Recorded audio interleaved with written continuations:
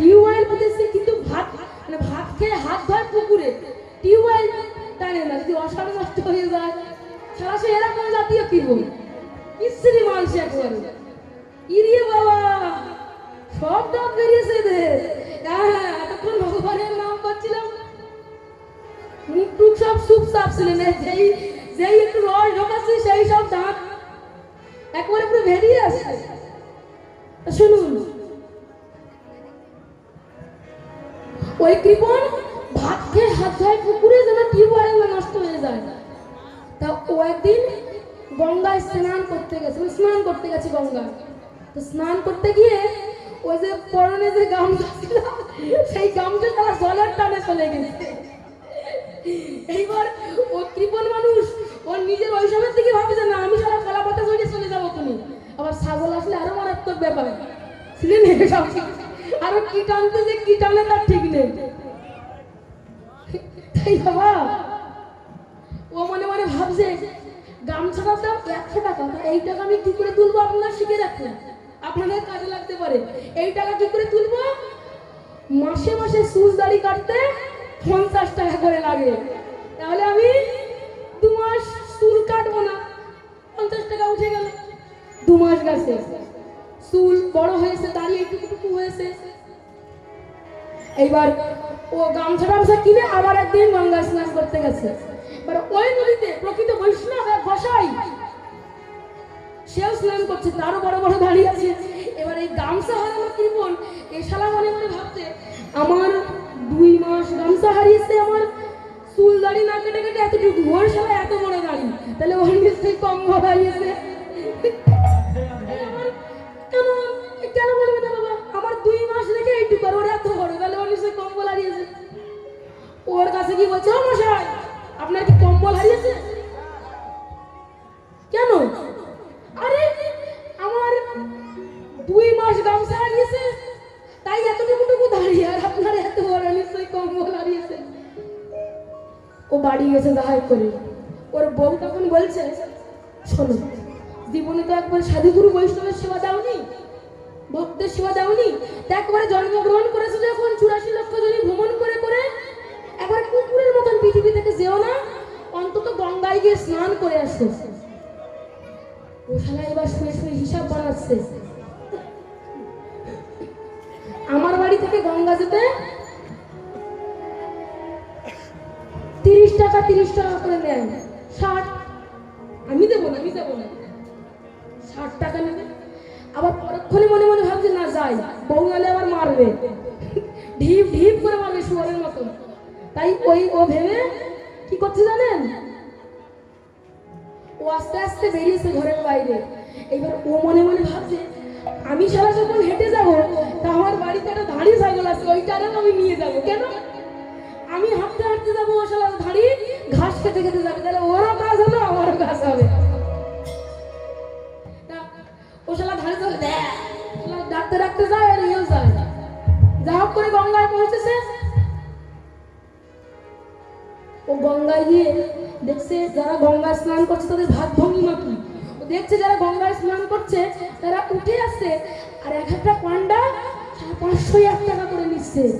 সর্বনাশ, আমি কিনা এত দূরের রাস্তা 60 টাকার জন্য হেঁটে হেঁটে এলাম, আর আমি ওই স্নান করে উঠে 501 টাকা দিতে হবে?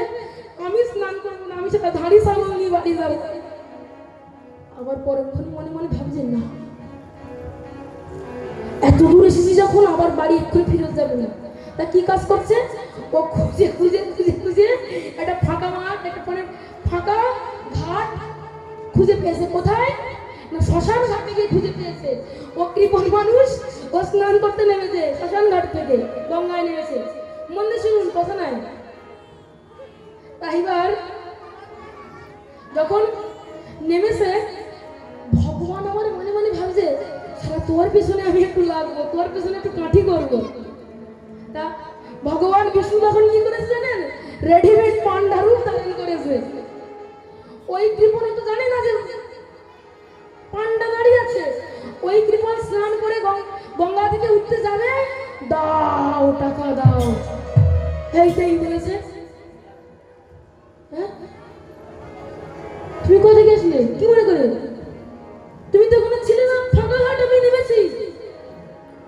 দাও টাকা দাও, 2001 টাকা দাও। সর্বনাশ, 500 টাকার জন্য আমি ভালো ঘাটে স্নান করলাম আর এখানে কিনা 2001 টাকা দিতে হবে। গোবিন্দ বলছে এটা ভিআইপি ঘাট, এখানে যে সে নামে না, 2001 টাকা দিতে হবে। মনে মনে ভাবছে সর্বনাশ, এখন কি করা যায়। পরক্ষণে ভাবছে, কথা নয়, পরক্ষণে ভাবছে যে আমার ধাড়ি ছাগল আছে। ভগবানকে বলছে প্রভু আমার এই ধাড়ি ছাগলটা নিয়ে তুমি বাড়ি যাও, তোমার 2000 টাকার বেশি হয়ে যাবে। ভগবান বিষ্ণু আমার কি মনে মনে ভাবছে জানেন, হ্যাঁ আমি ধাড়ি নিয়ে বাড়ি যাই না, জ্বালা উঠে যাবে ওই ধাড়ি নিয়ে যেতে যেতে। যা বাড়ি যা, পরের সপ্তাহে তোর বাড়িতে যাবো। এইবার পরের সপ্তাহে বাড়িতে গেছে। এবার যেমন মিনছে তেমন বউ, কোথায় আছে না, যেমন মিনছে তেমন বউ। তা ওর বউ খাটে শুয়ে আছে, বাড়ির বাইরে এসে বলছে দাও টাকা দাও, দাও টাকা দাও।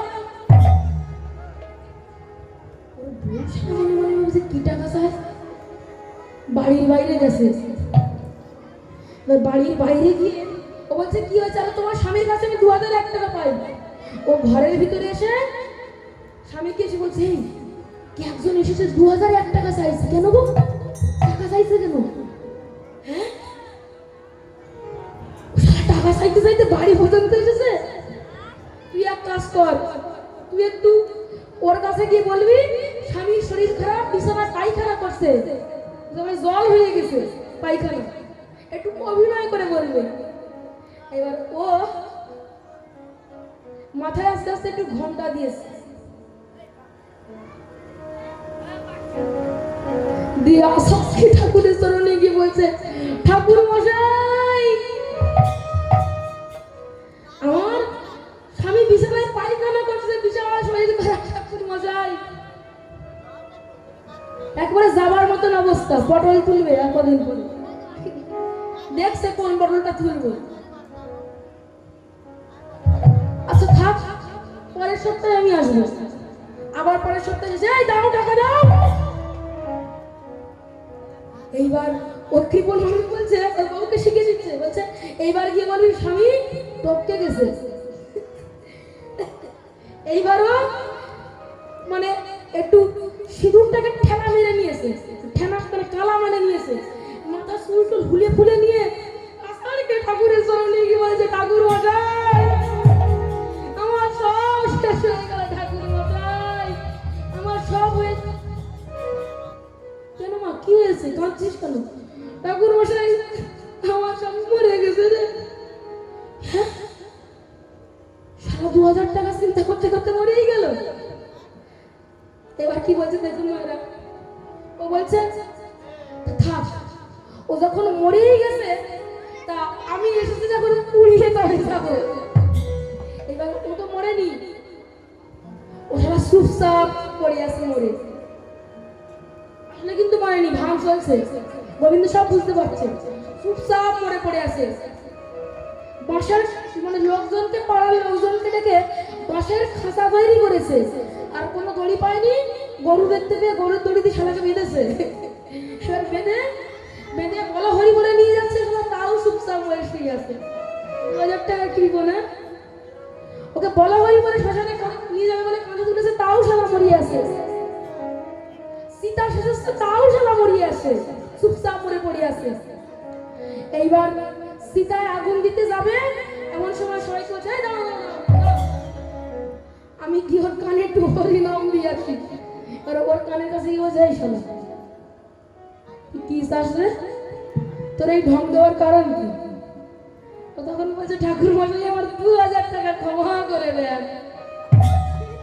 2000 টাকা কৃপণে, তাহলে এই জাতীয় কৃপণ যারা ওই দুখানা করে নকুল দ্বারা ঠেকায় তারা, বুঝলেন তো? এইসব চিটিংবাজি ভক্তির দরকার নেই। ভগবানকে নয়নের জল দিয়ে ডাকো, একটা তুলসী পাতা দিয়ে দেখবে ভগবান সেবা তোমার হয়ে গেছে।